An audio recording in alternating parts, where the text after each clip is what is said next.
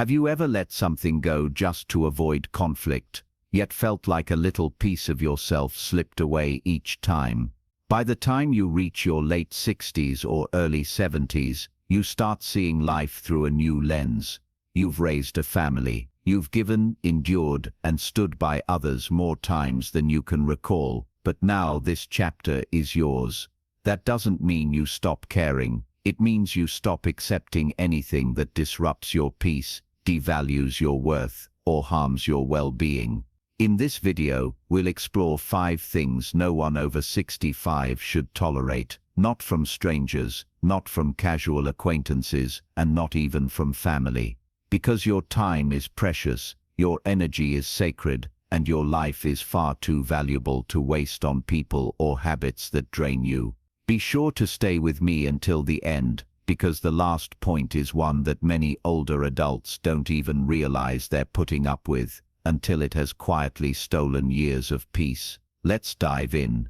Number 1. Guilt-driven financial pressure. One of the most painful traps many older adults fall into is feeling obligated to give away their financial security out of guilt, not generosity, especially when it comes to family. It often starts with a well-meaning request. A grandchild needs help with college tuition. A son or daughter is short on their mortgage. A relative wants to borrow money to start a business. And before you know it, you've said yes, not because you can afford to, but because saying no would make you feel like a bad parent, or worse, a selfish one. Here's the hard truth. At this stage in life, your financial stability must come first. You've spent decades working, saving, sacrificing. The money you have now isn't just numbers in an account. It's peace of mind. It's the ability to cover medical bills, the freedom to age with dignity, and the safety net that ensures you're not dependent on others. In your later years, when that gets chipped away, even a little at a time, your entire sense of control can unravel. The emotional pressure is real. People don't always ask outright. Sometimes it's subtle, a comment like, "I don't know what I'll do if I can't get help," or it's laced with guilt. You've got everything you need, right? And if you're a parent or grandparent, you feel the weight of wanting to fix things, to protect, to be the hero. But here's the thing, your worth is not measured by how much you give, especially when that giving comes at the cost of your own well-being. I once spoke with Carol, a 74-year-old widow who drained half her savings helping her daughter through a divorce. She paid for legal fees, childcare, even groceries for over a year. Carol thought she was doing the right thing, but when her own roof needed repairs and her prescriptions increased in cost, she realized she couldn't cover them. Her daughter, though grateful, had moved on, and Carol was left stressed and scrambling. That's not generosity, that's sacrifice without support. There's a big difference between helping and enabling. Helping comes from a place of strength. It's measured, thoughtful, and sustainable. Enabling, on the other hand, slowly drains you financially, emotionally, and spiritually.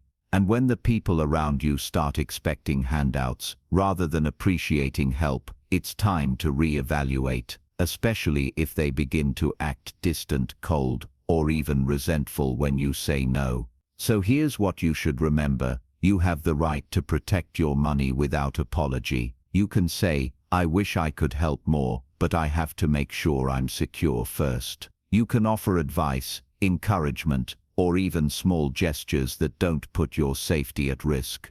And if someone tries to shame you for that, that's their burden to carry, not yours. Number 2, guilt-tripping and emotional manipulation. One of the most toxic things older adults often tolerate, especially from family, is guilt. It's subtle, persistent, and it disguises itself as love. "I guess you don't care about us anymore. We really needed you. But you're always busy now. After all we've done for you, this is how you repay us." These aren't innocent remarks. They're weapons dressed in affection. And if you're not careful, they can eat away at your self-worth without you even noticing. By the time we hit our late 60s or 70s, we've learned that love isn't supposed to feel like pressure. True connection is rooted in respect, not obligation. Yet, some people, family included, lean into emotional manipulation when they feel entitled to your presence, your time, or your compliance. They may not even be aware they're doing it, but the effect on you is real. When guilt is used as a lever, it silently shifts your boundaries. Suddenly you're saying yes when you want to say no. You're showing up even when you're tired, giving more even when your cup is empty. And the worst part, you start feeling like the selfish one for even thinking about your own needs. Let me tell you about Susan, a 72-year-old woman I met at a community center. Her daughter often called at the last minute, asking for help with errands, babysitting, or emotional support, then sighed dramatically if Susan hesitated. "She makes me feel like I'm letting her down just for needing a break," Susan said. "But I raised my kids. I love them, but I'm not their safety net anymore." That moment of clarity changed everything for Susan. She realized that setting limits wasn't a betrayal of her family, it was an act of self-love. She started answering the phone with calm clarity. "I can't today, but I'm happy to help Thursday, or I need rest today. Please understand." To her surprise, her daughter eventually adapted. The relationship didn't crumble, it became healthier. You are not required to bend yourself into knots to prove your love. Saying no doesn't mean you care any less. It means you're honoring your emotional bandwidth, your health, and your peace. And when someone consistently makes you feel guilty for taking care of yourself, it's time to take a closer look at that dynamic. Remember this: anyone who truly loves you will never want you to suffer for their comfort. Love isn't measured by sacrifice, it's measured by mutual respect. So the next time someone tries to make you feel guilty for choosing yourself, pause and remind yourself you're not here to earn love by enduring guilt. You've already earned your peace. If you're still watching this video and finding these insights valuable, please comment number 2 below to let me know you're here. And if you haven't subscribed yet,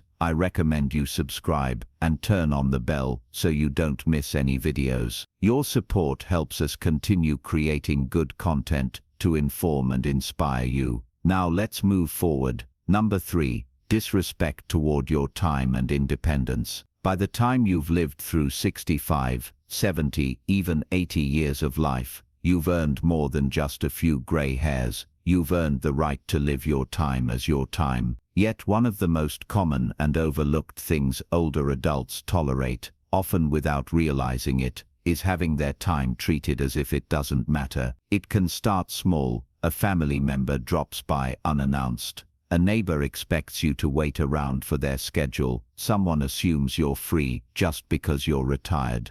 But make no mistake, this is a form of disrespect, and over time, it chips away at your sense of control. When others disregard your schedule, your routines, your energy, they're sending a silent message. Your time isn't as important as mine. That may not be their intention, but intention doesn't erase impact. Your days are valuable, they're not fillers for someone else's to-do list. And if you've worked your whole life to finally have some peace, some rhythm, some joy, why let someone else hijack that? Here's the heart of the issue. Many people assume that aging means availability, that if you're no longer working full-time, or if the kids are grown, you must be sitting around waiting for something to do. But that assumption is wildly off base. In reality, this stage of life is often the first time you get to design your days on your own terms.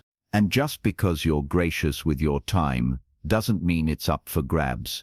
Let me tell you about George, the first section, a 78-year-old who volunteers at a local food pantry twice a week. His son once called and asked, "Can you skip your volunteer shift and help me move some furniture?" George almost said yes, out of habit, out of guilt, out of love. But instead, he paused and replied, "I made a commitment, and those folks count on me. Let's find another time." It was a turning point, not just for George, but for his son. It showed that George's time wasn't just flexible, it was his. Protecting your time isn't selfish. It's a quiet act of dignity. It tells the world, and yourself, that your life still has structure, purpose, and rhythm. Whether it's your morning walk, your puzzle time, your garden, or simply your afternoon rest, it matters. And if someone constantly interrupts it, expects you to adjust,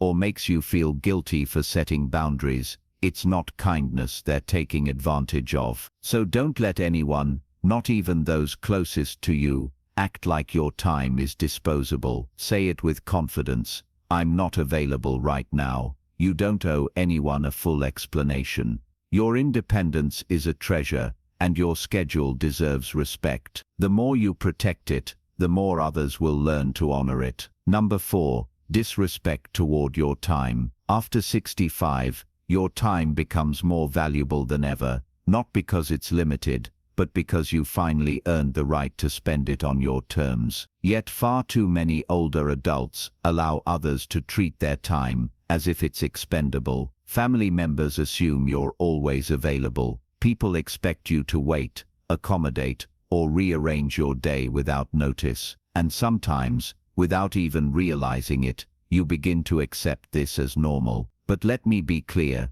it's not. Happy, self-assured people in their 60s, 70s and beyond understand that honoring their time is one of the strongest forms of self-respect. They don't allow others to routinely show up late, cancel last minute, or overstay their welcome just because you're retired now. They know that even if their calendar isn't full of meetings or deadlines, it's still full of meaning, whether that means a slow morning with coffee, a walk in the park, or just a peaceful moment to themselves. People often forget that emotional wear and tear happens when your schedule is constantly disrupted. When someone assumes you're just home anyway, it can feel like your priorities don't matter. Over time, this quiet pattern of being placed last, especially by family, can lead to resentment, exhaustion, and even sadness. Not because you want control, but because you deserve consideration. I remember speaking with a man named Arthur, 77, who shared that his adult children often dropped off their kids with him without asking. They act like I'm just sitting here waiting for them to hand me something else to do, he said. I love my grandkids, but I also had plans to rest, to read, to visit an old friend. After one particularly chaotic week, Arthur sat down with his family and said, "I'm not a last-minute favor. My time has value." It was a difficult conversation, but it changed everything. From that moment forward, they called ahead, respected his space, and asked, not assumed. Respecting your time doesn't mean cutting people off. It means teaching them how to treat you. It means saying, "I'm available from this time to that time," or "I can't today, but I'd love to see you tomorrow." It means understanding that rest is not laziness, that a quiet afternoon is not an open invitation, and that just because you're older doesn't mean your time belongs to everyone else. When you protect your time, you protect your energy. And when you protect your energy, you're able to show up more fully when and how you choose. Don't wait for someone else to decide your day is important. You decide, and once you do, others will follow. If you're still watching this video and finding these insights valuable, please comment number 4 below to let me know you're here. And if you haven't subscribed yet, I recommend you subscribe and turn on the bell so you don't miss any videos. Your support helps us continue creating good content to inform and inspire you. Now, let's move forward. Number 5. Disregard for your boundaries. When people stop respecting your personal space, your choices, or your way of living, that's not love, it's control in disguise. And sadly, it happens most often from the people closest to you, family, adult children, even longtime friends. They might start small, rearranging your furniture without asking, telling you what you should eat, or insisting you need to change doctors because they know better.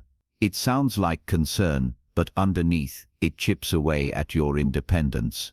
The older we get, the more people assume we can't make our own decisions. They begin to treat us like children, not out of cruelty, but out of fear or habit. You don't need to drive anymore. You shouldn't be living alone. Why are you still doing that? These questions might be wrapped in care, but the impact is suffocating, because no matter your age, you still deserve the basic dignity of deciding how you live your life. Eleanor, 78, told me her son recently began stopping by unannounced and going through her mail, just making sure you didn't miss a bill, he said. Then he began managing her appointments, changing things without telling her. It got to the point where she felt like a guest in her own home, and when she brought it up, he said she was being ungrateful. That's what happens when boundaries are ignored. Your voice gets drowned out by someone else's version of what they think is best for you. Boundaries aren't walls. They're not about shutting people out. They're about making sure your voice stays strong. When you say no, it should mean something. When you say, I prefer it this way, that choice deserves to be honored. If you want help, you'll ask for it. But no one has the right to force their way into your decisions just because you're older. It's okay to remind people that you're still the head of your own household, that your values haven't suddenly disappeared with age. You have every right to make your own schedule, choose your own meals, keep your own pace, and if someone keeps pushing, keeps disregarding your clear wishes, that's not helpful, that's harmful. So speak up, set your limits clearly. I appreciate your concern, but I'd like to handle this on my own. Or I'm happy to talk about this, but I need you to listen to what I want to. People who genuinely care will respect those words. Those who don't may get upset, but that's not your fault. That's their issue. Final thoughts. Aduran, getting older doesn't mean you lose your right to peace, respect, or control over your life. In fact, it's the opposite.